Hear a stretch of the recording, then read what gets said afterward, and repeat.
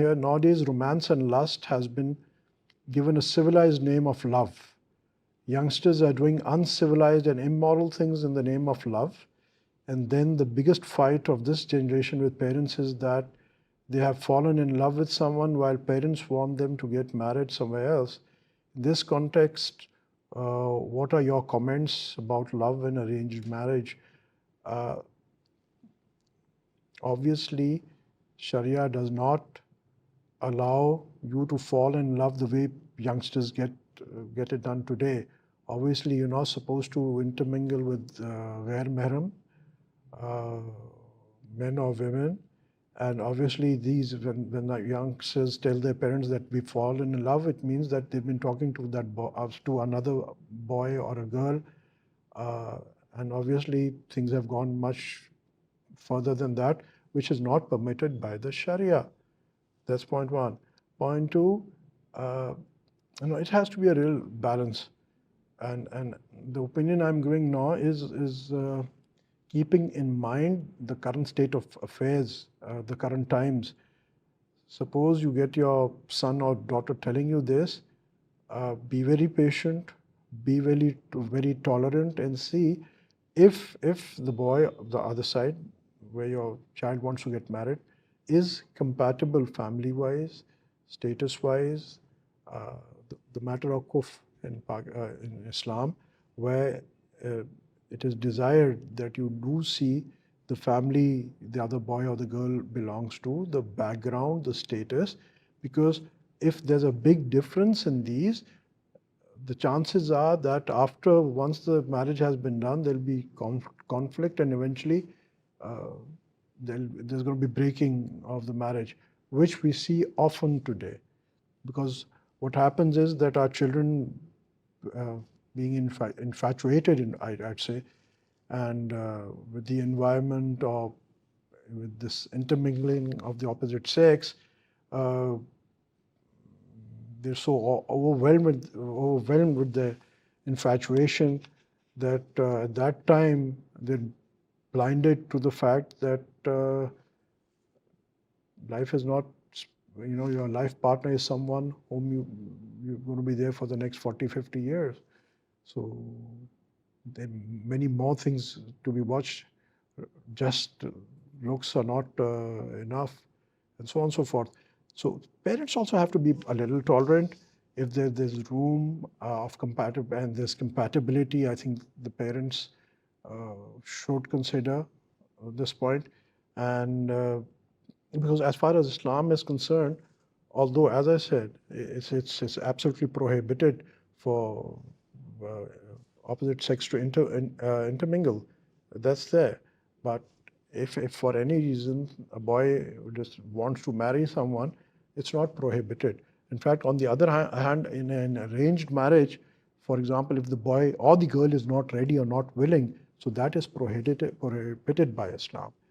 And now coming back to something a little before that, look at the type of education we give to our children.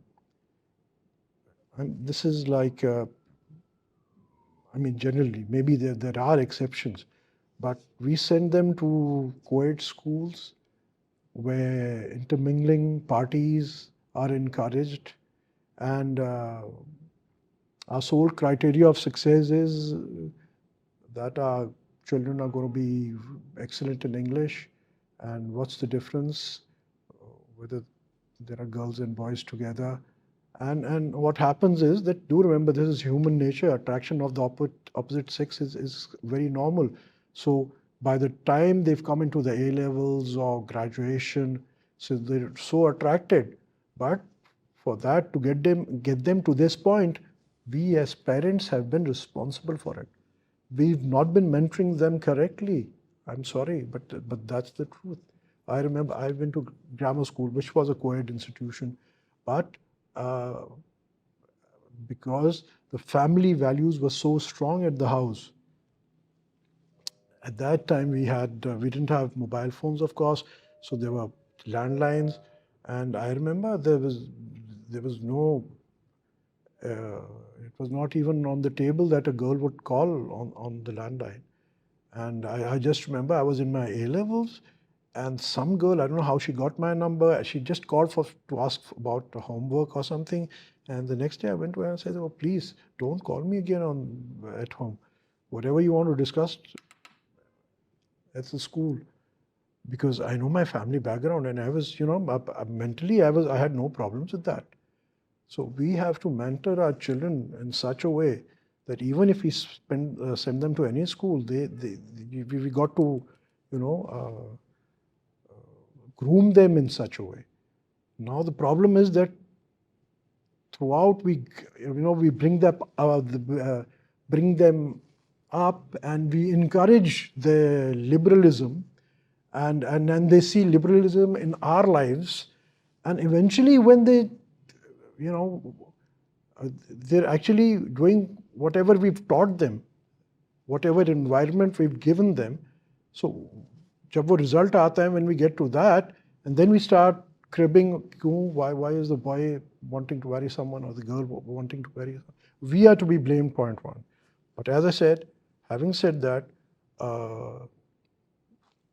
if there's such a matter, please be very tolerant. I know it's very, very hard, but be tolerant and see if there's compatibility. If there's not, then please, you need to then educate your child to refrain from such a thing which would be disaster for himself.